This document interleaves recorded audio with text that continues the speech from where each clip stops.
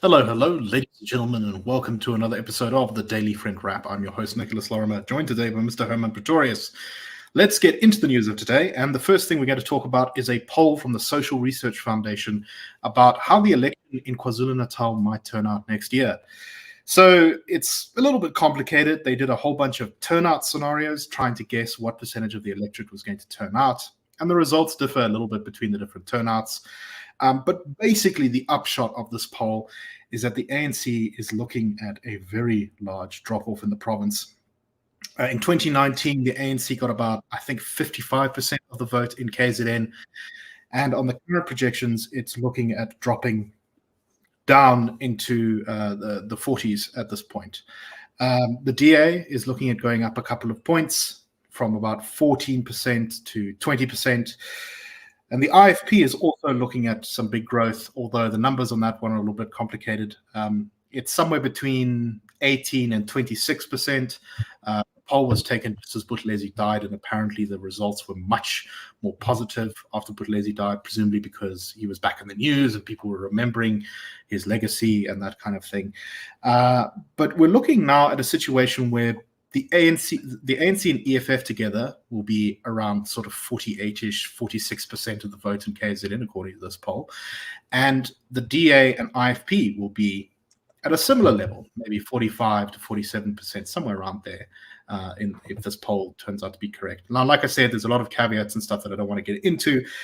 But Herman, what do you make of this? Do you buy the analysis of this poll? And what do you think it means for the electoral future of KZN during next year's elections?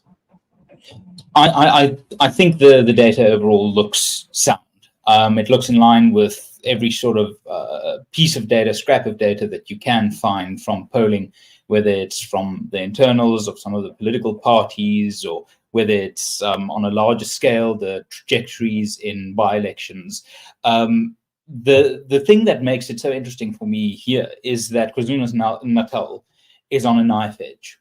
It really is a tight race based on turnout. On a turnout of 66%, a relatively high turnout, the ANC does better. If that turnout dips to the mid-high 50s, that benefits the IFP and the DA. Now, I think we should expect a relatively dipped turnout below 60. I'm guessing about 57-ish. But what this really shows us is that it's going to come down to the boring, nitty-gritty logistics of election day and registration weekend. Never in the history of South Africa has differential turnout been such a key factor in what political direction a province like KwaZulu-Natal or even Gauteng will go. We often see politics as the grand battle of ideas, currents of opinion this way and that. It's so tight now that it really might come down to who gets their voters registered, who gets them out on voting day. It's already a tight situation in Gauteng and KwaZulu-Natal, and this poll just underscores that it really is coming down to the comma, what comes after the comma. It's no longer the big battles that will determine what happens in the politics. That, of course, plays a role, but it becomes the boring logistics. I can't remember who it was that said, it might have been the famous strategist, can't remember his name now, European man, von Clausewitz, who said that good generals care about strategy, great generals care about logistics. Exactly. I think that's completely correct. It also suggests to me if the ANC is going to take a big hammering in a place like KZN. KZN is, of course, the second most populous province in the country after Gauteng. And that means that their national vote share is going to take a real bit of a beating. It seems like the only super safe havens left for the ANC in the country, places where they just don't seem to be losing by-elections that much, are places like Mpumalanga and the Eastern Cape. They really seem to be in trouble. There's some EFF inroads in Limpopo in the northwest. Northern Cape is always a complicated mix. There's reasons, I think, to think that they won't do as well as they hope in the Free State. They've fallen apart in the Western Cape. Polls are looking bad for them at Gauteng. This, I think, should be worrying the ANC strategists quite a lot. All right. And Let us, go ahead. just very, very briefly, to put this in context, if you take a ward in Tshwane, it has 9 voting districts or 9 places where people can vote in it. You need at least 4 volunteers per voting point, per VD. That means for just one ward by-election in a place like Tshwane, which is relatively representative of your more suburban and urban areas, you need 30, 40 volunteers. The ANC has for long managed to get that volunteer turnout because it had a chugging along patronage network.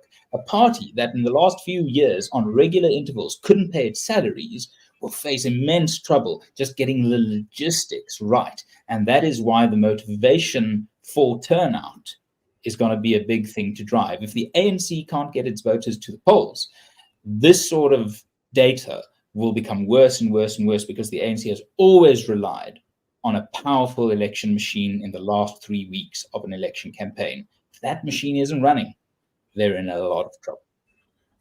Very well said.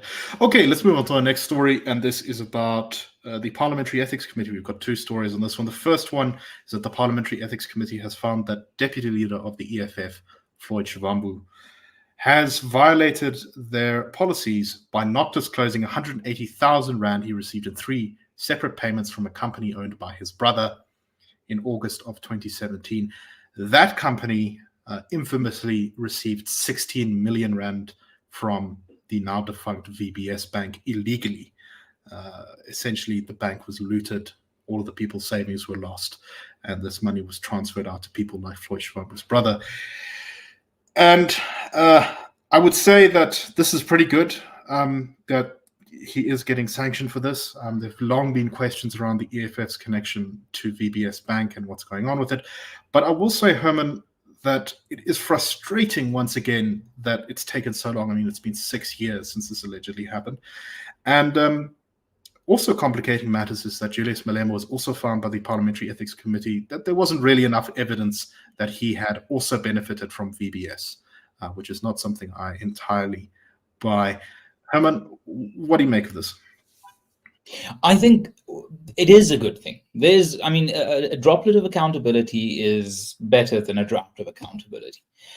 But the problem is that this accountability is 6 years after the fact, 4 years after the complaint was initially laid with the Ethics Committee in Parliament. And what's also rather troubling and upsetting is, if you look at reporting on this, it seems that Shivambu's sanction will be having 9 days of salary docked. That's it. For imperiling the integrity of our body politic, of our constitutional system, he loses the pay of 9 days. I mean, that is laughable. Yes. And to make matters worse, this is going to be challenged in court, and I suspect it's going to drag on for a while, because the EFF says that this was in fact a loan, not a donation, and therefore he didn't have to declare it, because apparently you don't have to declare loans according to them, to Parliament. So this will go to the courts. Who knows who will win, but it's going to drag on for some time yet. And you go ahead, Herman. On this point, what opposition parties or other parties opposed to the EFF should realize about this: the EFF is a bit like Donald Trump in the sense that just publishing a mugshot or just publishing a hostile finding will not be enough to damage the electoral appeal. There must be a narrative around that, saying that this man robbed pensioners. And that is the sort of politics that must be made. And that they never concede ground sort of on any point ever. Yeah. As you say, the sanction is not very severe here, and yet the EFF is still going to court over it. Okay, also from the Parliamentary Ethics Committee, Police Minister Bheki Cele has been found guilty of breaching the Code of Ethical Conduct for MPs after he got into a bit of a public shouting match with activist Ian Cameron. There was a crime in Bizo, and this went viral, where Cele was being accused of not protecting communities, not deploying police to hotspots by the activist. And he responded, quote, "I am a son of the soil. I choose not to speak about politics today. Whatever happens to me, I will be buried in this country. I did not join human rights battles yesterday. Well, I will not be called a garden boy. Don't provoke me. I've lived this life. Shut up."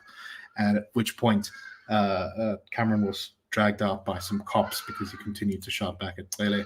The committee found that if Cele was unhappy with the manner in which Cameron addressed the issues, that as an MP, Cele was required to act in a manner that would maintain public confidence and trust in the integrity of Parliament, and thereby engender the respect and confidence that society needs to have in Parliament as a representative institution. Cameron said he was pleased with this outcome, saying it's good that Cele is being held publicly accountable. Herman, I pretty much agree on this point. It was a real low point for what is supposed to be sort of consultative government, to have the police minister shouting at someone who's done a lot of good work to highlight serious issues of crime around the country. What do you make of this? Yeah, I welcome it. I'm glad of it, but I'm even more glad of the fact that it happened. If this is what the ANC has to fight the politics of the next decade, if this is the caliber of leadership they have, to quote a statesman of our time, they're not sending their best. They are impoverished when it comes to the ability to politically win. And if you want to lose the trust of the people at a rapid pace, get videos of your deputy president having his security guards pummeling civilians, and have a video of the police minister in a crime-ridden country yelling at a proactive, constructive activist to shut up. Oh, keep doing this, Minister Cele, I beg you. Yes, not a great look at all. But anyway, I'm glad that there has been some sanction, even if it's not nearly enough, but, you know, a step in the right direction. Anyway, that is all the time we have for today. We hope that you found this interesting, and that's a wrap.